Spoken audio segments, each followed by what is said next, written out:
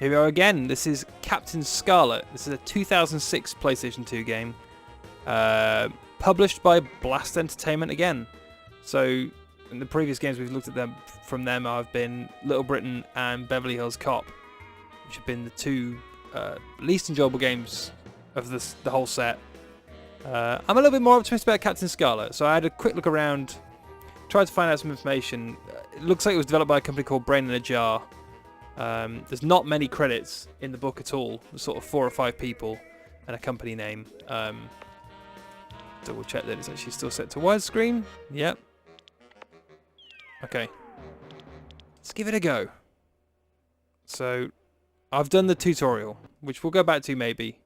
But for the time being, let's just jump in and see what Captain Scarlet has to offer. So this is predominantly a driving game. I can't say I know enough about Captain Scarlet to know much about the show. I just bought the documentary made in Super Mario Nation. Alright, so this is a bit more optimistic than the tutorial was essentially just a driving circuit. This has got actual enemies, and I think we have now got weapons as well, which is good. Yeah, I bought Made in Super Mario Nation. Desperately want to watch it. Just haven't had a chance to yet. But yeah, I mean, the show was way before my time.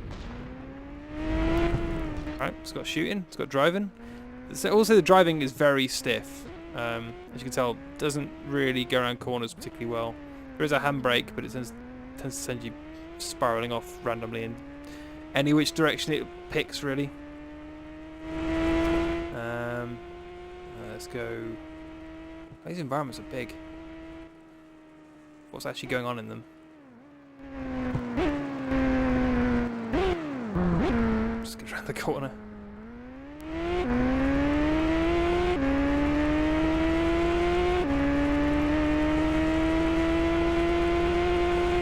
So yeah, for a 2006 PS2 game, this looks fairly basic, and the physics are rudimentary at best.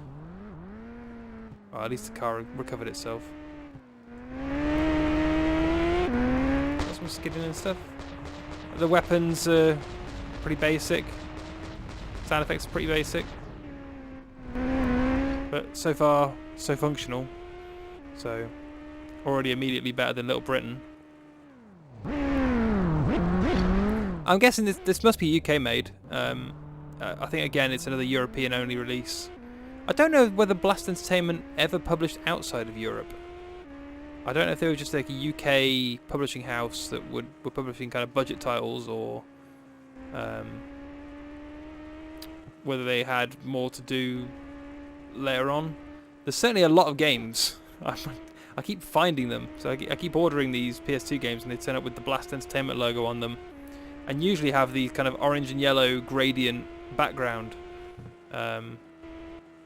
Yeah, I don't know a whole lot about them. I'm hoping as we keep playing more and more of these that I'll find more information about them.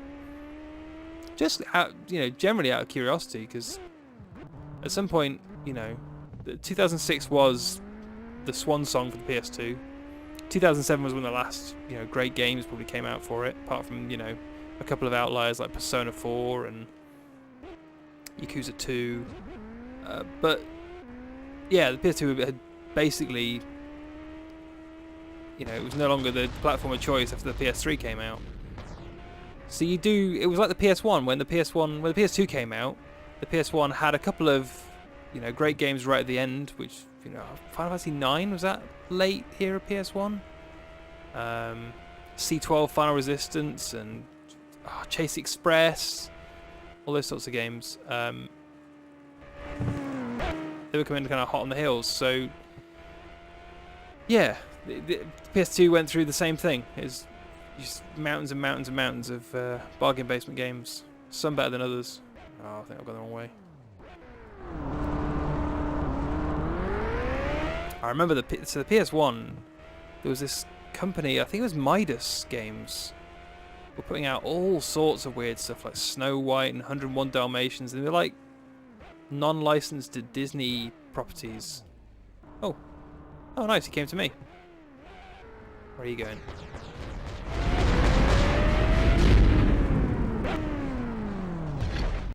Oh, and he crashes. It's a little bit unceremonious, a little bit modest, a little bit basic, to be honest. But it's certainly a step up from. It's not as infuriatingly terrible as Little Britain, and it's not as broken as oh god, Beverly Hills Cop. There's an important diplomat returning to the city today. The Mistrons have vowed to destroy this convoy and kill the envoy. Protect him from the Mistron threat. Alright, so I'm protecting a VIP. Yeah, it's a shame that there's no music during the gameplay as well. I don't know. Would I prefer it if the Captain Scarlet theme played underneath everything? Probably not. Right, I gotta protect that van.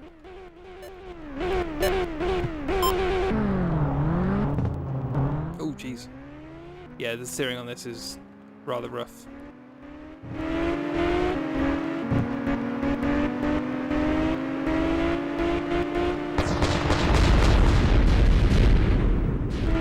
Did that. There's no alternative weapons as far as I know.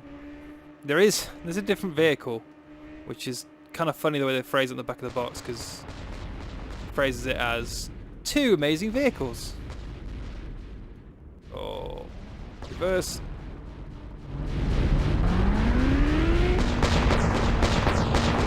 Jesus, that VIP is losing his health quickly.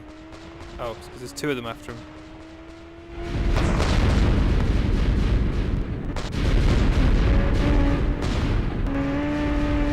Come on.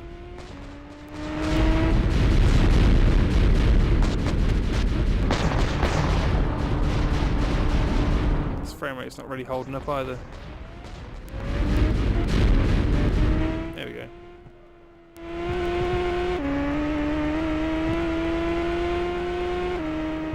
Yeah, I think also the thing that highlights this is possibly kind of budget.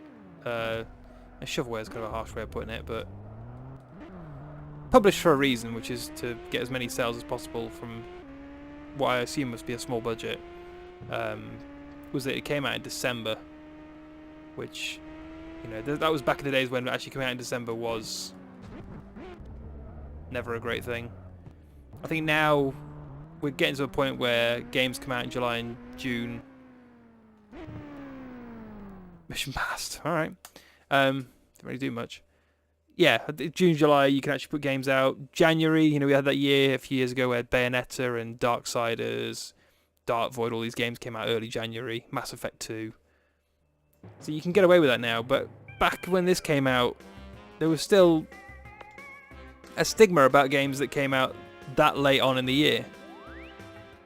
It really was just built for, you know, stuff that you buy for kids for Christmas, or, you know, nostalgia plays like Captain Scarlet. I think, looking it up, there was a Captain Scarlet reboot at some point, but this game's not connected to it, and I don't remember it. I was probably a little bit old by the time that was rebooting. But yeah, nothing that I think would make this game a surefire hit for kids at Christmas. I didn't really read what I was supposed to be doing, so... Oh. There's one Mr. on.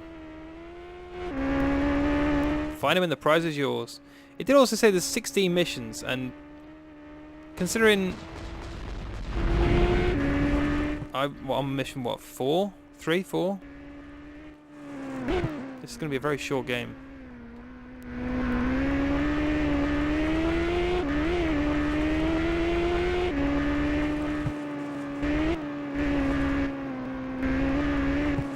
Dude, it's disconcerting every time you press the X button because you can hear the... You literally play rhythms on it.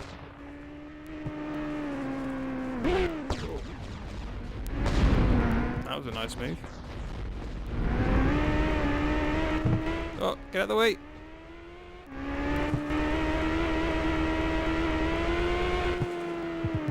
Yes, there doesn't seem to be any sort of scoring system or... anything to kind of make you want to play through these missions again.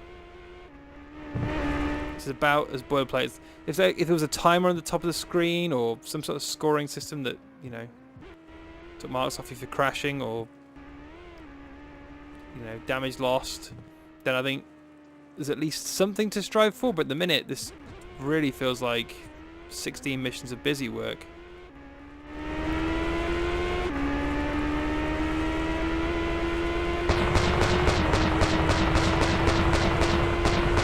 Doesn't seem to matter if you mash that button or hold it, it goes at the same rate. Ooh. Handbrake, handbrake. Oh no. Gotta drive outside the world. Is it the Mysterion? It's not Mysterion, Mysteron.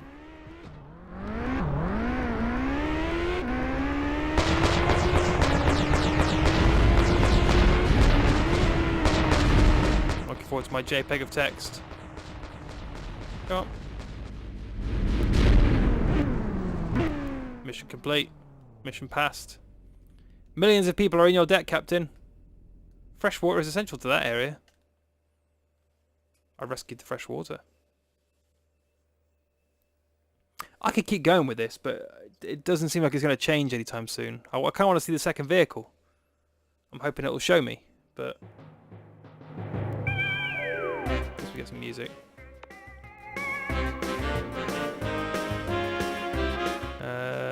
Yes! New vehicle!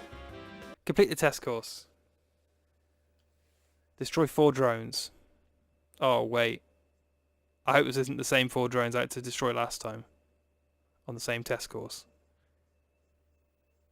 That'll be a massive bummer if so. Ha!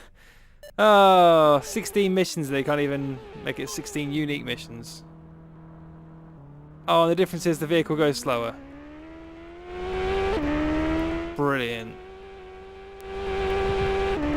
Well, that was Captain Scarlet. It's oh, missiles. Oh, they tracer missiles as well. Well, I say tracer. That one just went off into the middle of nowhere. I quite like this. You just launch missiles off into nowhere. I mean, if I just launch them off into random space, they'll eventually find the tanks they need to destroy.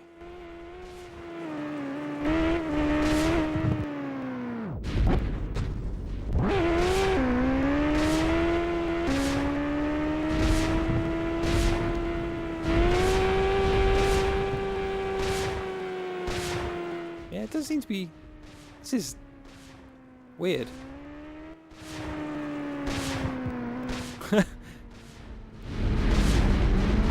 It's not really going through the wall though, so...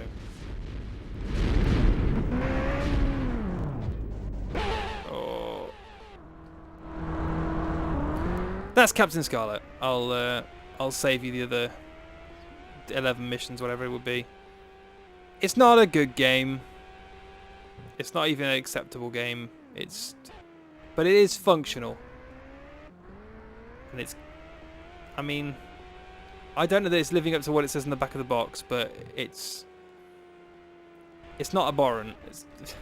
Beverly Hills Cop is something truly magnificent, you know, spectacularly unfortunate that game turned out the way it did. This is just kind of, you know, it's a Captain Scarlet game. You drive the Captain Scarlet car around, you do some shooting with the R2 button. The handling's not great. The weapons aren't great. There's no music. The frame rate's not brilliant. But at the end of the day, I can sit here and play it, and it still works. And it sounds like it's short. So, no, again, not something that I can sit and say, you need to play this in the year of 2016. But, hey, you know, it's not going on the bottom of the list, and that's saying something.